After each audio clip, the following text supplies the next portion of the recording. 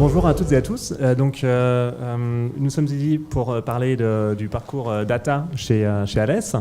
Je suis le directeur commercial sur la partie France et je suis accompagné de Guillaume Casbonne, du coup, pas directeur encore, bientôt peut-être, chef de projet digital du coup pour le groupe Alès, donc en charge de tout ce qui est social et data.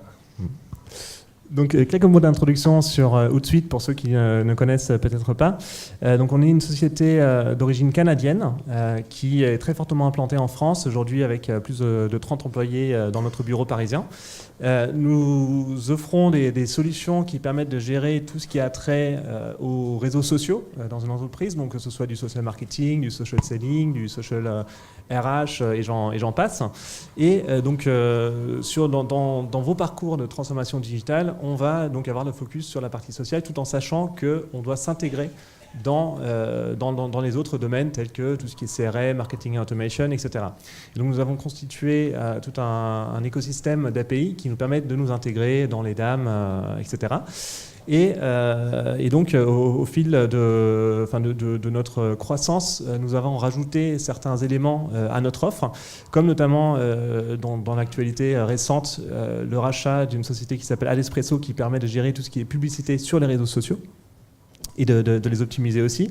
Un deuxième rachat aussi en début d'année d'une société qui s'appelle Liftmetrics qui permet de déterminer tout ce qui est ROI, donc à la fois les contenus, comment performent ces contenus, mais aussi comment performent vos pubs sur les réseaux sociaux et comment mieux allouer vos budgets avec des recommandations, etc. Ce qui nous permet aujourd'hui d'offrir une solution complète articulée autour du paid, du owned et du earned, donc tout ce qui est pub, tout ce que vous publiez vous-même et les retombées après dans la presse, les influenceurs, etc. On reste vraiment dans le domaine du social, mais dans la transfo digitale. En intro, donc, au projet de Alès, on avait fait un baromètre avec quelques autres partenaires, dont l'ADTM par exemple l'année dernière, où nous avons parlé à des centaines de sociétés françaises et nous avons identifié 4 grands défis qui, il se trouve, sont aussi des défis qu'a relevé Alès et Guillaume. Donc, que vous voyez à l'écran, concevoir une stratégie. Donc déjà, comment est-ce que je vais sur les réseaux sociaux et comment est-ce que j'articule ma transfo digitale? Comment est-ce que j'en mesure l'impact? Comment est-ce que j'exploite finalement les données? Donc les données, c'est bien, mais il faut que je sache à quoi ça sert. On en a parlé un peu ce matin au niveau de Auchan. Et après, bien sûr, tout ça, il faut former le personnel. Donc il faut que les personnes sachent et comprennent les process, etc. Et donc voilà, Guillaume, je te laisse présenter le groupe Alès en intro. Ouais, une introduction du coup sur le groupe Alès qui je pense du coup vous parle peu puisqu'on communique peu en tant que groupe Alès. Vous voyez les principales marques du groupe à l'écran, donc avec notamment l'IRAC et les laboratoires l'IRAC pour tout ce qui est dermocosmétique, Phyto donc pour les produits capillaires, le soin de cheveux, Caron, la haute parfumerie française, et également les laboratoires du Castel, mais plus généralement ce que nous on appelle le pôle coiffure chez nous, puisque ça regroupe l'ensemble donc du secteur professionnel pour justement les professionnels de la coiffure. Rapidement, quelques anecdotes sur Alès Group. On est un groupe français indépendant fondé en 1969 sur la vision d'un homme, monsieur Patrick Alès, qui était un coiffeur de star très connu dans les années 60-70. Il a notamment coiffé Jackie Kennedy, Brigitte Bardot, Edith Piaf, entre autres. Pour l'anecdote, monsieur Alès est l'inventeur du brushing. Donc, rien que ça. Voilà, juste technique un petit peu connue aujourd'hui. C'est un coiffeur qui en avait assez de voir les mains des coiffeuses abîmées par les produits de l'époque et qui s'est dit mais moi j'imagine ce que ça peut faire du coup sur le cuir chevelu et je veux concevoir ma gamme de produits basés sur principalement des plantes. Donc c'est comme ça qu'est né Phyto, c'est comme ça que s'est construit le groupe Alès. Aujourd'hui on représente 240 millions d'euros donc, de chiffre d'affaires, plus de 1150 collaborateurs à travers le monde et on est présent donc sur les 5 continents.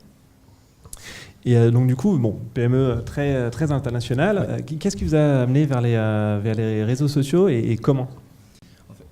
Globalement, on était sur les réseaux sociaux depuis un petit moment, notamment sur Facebook, mais on y était mal, je dirais, puisque la présence n'était pas rationalisée. On avait un écosystème éclaté dans lequel chaque pays était indépendant, était libre de mettre son logo, sa manière de parler. En fait, on n'était pas la même marque que vous soyez en France, en Italie, aux États-Unis ou en Asie. Donc on a entrepris du coup de reprendre tout ça, reprendre la main sur cet écosystème, reprendre un petit peu de cohérence, apporter de la cohérence, Et ce que vous voyez à l'écran, c'est la création en première étape des pages globales que nous on appelle glocales, du coup avec une gestion globale et des administrations en local. Ce schéma il symbolise aussi tout ce qu'on a fait sur les plateformes du groupe, puisqu'en 12 mois on a refondu une grande partie de l'écosystème du groupe. On a lancé une dizaine de sites l'année dernière, on en a autant encore à lancer cette année avec différents services, notamment la partie e-commerce et beaucoup de drive to store. Et donc tout ça avec des objectifs, j'imagine, très précis. Oui, bien sûr. On ne fait pas ça que pour se faire plaisir. Les réseaux sociaux, c'est intéressant. Évidemment, c'est plus sympa que d'autres métiers. Mais l'objectif, c'est de reprendre la main sur la notoriété, sur l'image de marque. On a des marques qui ont un fort potentiel, où on a un gros taux de réachat. Une fois que vous connaissez nos marques, vous allez rester chez nous parce que vous allez adorer. Donc on devra reprendre la main là-dessus, sur la notoriété de la marque. On était essentiellement très B2B, très axé sur la communication avec les professionnels. On a entrepris du coup de reprendre la main sur la communication avec nos utilisateurs finaux, donc avec vous. Pour le deuxième objectif, qui est l'objectif principal, c'est mieux vous comprendre pour mieux vous apporter du service, pour mieux vous conseiller et à valoriser ce qu'on sait faire de mieux, c'est-à-dire la qualité d'expert et du cheveu et de la peau. Le troisième objectif, c'est l'objectif qui est commun à nous tous ici, je pense, c'est développer du business, notamment donc, soit en drivant du trafic sur nos nouveaux sites, sur les sites e-commerce, et aussi en apportant de la valeur et de la data à nos partenaires que sont les pharmaciens. Et donc tout ça à travers tous vos pays, les différentes équipes, etc. Donc comment vous structurez ? Pour prendre l'exemple du coup de ce qu'on a fait donc avec toi, avec Outsuite, avec Gabriel, avec toute l'équipe Outsuite, c'était de tout centraliser dans un outil global, un outil fort qui nous permettait à la fois de reprendre la main sur ce que faisaient les pays tout en leur laissant la liberté d'agir et d'intégrer aussi les spécificités locales. Donc vous voyez à l'écran, on est maintenant 85 utilisateurs Outsuite à travers le monde, répartis donc sur 42 pays et une cinquantaine d'équipes. Ça fait beaucoup de monde. Et donc, une fois cette structure mise en place, un grand défi aussi était bien sûr d'alimenter les différentes équipes. Exactement, le contenu, c'est le nerf de la guerre sur les réseaux sociaux. On se doit de fournir un maximum de contenu à nos filiales. Ça donne plusieurs objectifs. Le premier, c'est maîtriser ce que l'on donne à nos filiales pour maîtriser ce que l'on dit sur les réseaux sociaux. Ce sont des bibliothèques de contenu dans lesquelles on a mis en place des filtres qui vous permettent de filtrer soit par type de réseaux sociaux, soit par langue, soit par contenu, par gamme, etc. L'objectif également, c'est de fournir au pays un contenu type rationnel pour avoir une présence justement rationalisée sur les réseaux sociaux, une image forte et les laisser se concentrer sur ce qu'ils font de mieux, c'est-à-dire la compréhension de leurs clients et le développement du business. Et justement, tu en parles, ce qu'ils font de mieux, il y a quand même toute une dimension accompagnement qui est importante aussi.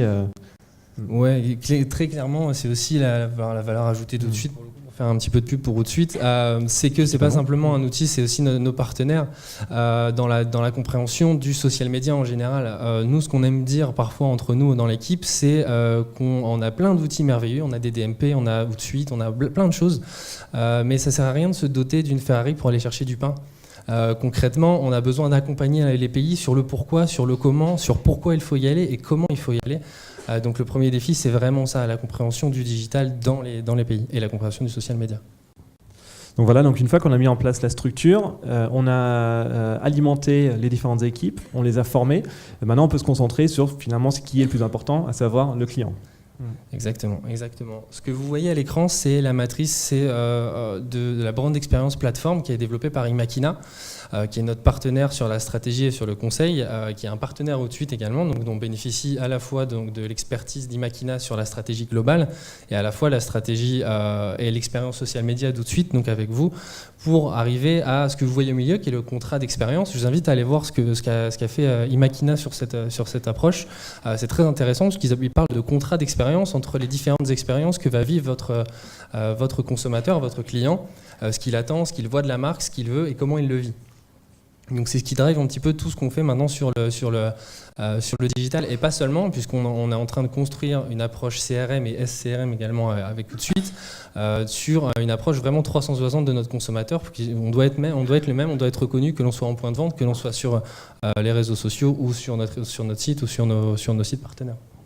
Et pour ça, donc, vous avez défini tout un journée. Exactement, ce qu'on appelle du coup le lead expérience du journée que vous voyez à l'écran, qui est l'exemple qu'on a pris sur Phyto. L'idée, c'est de faire le parcours type de nos consommateurs sur le web, pas seulement sur le web, ça peut être également en point de vente, pour construire notre stratégie CRM et SCRM. Concrètement, on ne veut pas figer un profil client. Vous êtes un client à un moment donné, vous avez des envies à un moment donné. Peut-être que dans 15 jours, vous allez avoir des envies différentes. Vous venez pour du démaquillant, peut-être qu'après, vous allez venir pour de l'hydratation. On a besoin de comprendre ce parcours pour vous fournir le service que vous allez attendre de nous et le produit qui va vous satisfaire le plus. Et donc pour tout cela, il faut bien entendu piloter en direct, j'imagine, et pas tant en direct que ça, vos efforts. Ouais. En fait, quand on parle de data, on a différents niveaux de data. On a la data consommateur, la compréhension du client, les segments qu'on peut créer dans la DMP, comment on les active, etc. Ça, c'est le premier élément, c'est la connaissance client qui va nous permettre d'améliorer l'expérience client. Le deuxième niveau de data, et il y a 2 niveaux de data même dans ce deuxième niveau, c'est la data que nous, on a en interne pour optimiser nos process, optimiser notre communication et dynamiser notre marketing. Le premier niveau, celui que vous voyez, c'est un exemple de ce que fait Outsuite. C'est des rapports en temps réel pour nos responsables digitaux. Comprendre ce que l'on fait, comprendre pourquoi ça marche, pourquoi ça n'a pas marché. Ça peut ne pas marcher, et souvent ça arrive. Il faut qu'on sache pourquoi, soit pour ne pas le répéter, pour le faire différemment, et pour optimiser justement tout ce que l'on va faire sur les réseaux sociaux. Donc ça, et sur les réseaux sociaux notamment. Ça, c'est le premier niveau. Le deuxième niveau, c'est donner du sens aux dirigeants. Donner du sens à ce que l'on fait, à montrer que ce que l'on fait a de la valeur. C'est des investissements pour nos patrons à tous, pour le board. On se doit de leur montrer que ce que l'on fait rapporte de l'argent, a du sens dans la compréhension client. Constituer des bases de données clients, comprendre un client, ça prend du temps. Il faut aussi se donner du temps, prendre la parole dans les séminaires que nous on fait en interne, notamment pour que le digital soit reconnu, soit entendu, et que justement nos patrons n'ont pas forcément notre culture digitale, la culture de DMP. Quand vous arrivez et que vous montrez tous les outils que vous avez, en général, ils vous regardent en disant « Ok, c'est top, mais concrètement, je gagne combien ?» Donc il faut qu'on leur apporte de la valeur, il faut qu'ils puissent avoir dans le creux de leurs mains les derniers résultats des ventes e-commerce, les derniers tweets, ce que les influenceurs ont dit de nous et ce que les consommateurs attendent de nous. Merci beaucoup, Merci, Luc. Guillaume.